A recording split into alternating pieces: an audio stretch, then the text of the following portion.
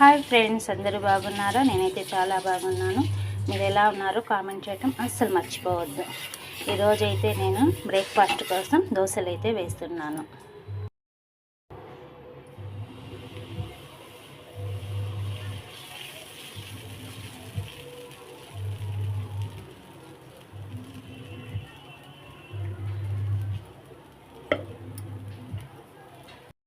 దోశలు అయితే చాలా బాగా వస్తున్నాయి. ఎందుకంటే నేను రాత్రి బియ్యం నానపెట్టేటప్పుడు అందులో కొంచెం పచ్చిపప్పు, కొంచెం మెంతులు వేసి పొద్దున్నే నానబెట్టి సాయంత్రం పిండి పట్టేసి ఫ్రిడ్జ్లో పెట్టేసా.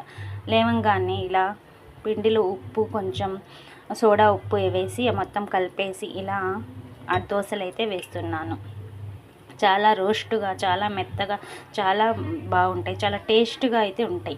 మీరు ట్రై చేయండి ఒకసారి.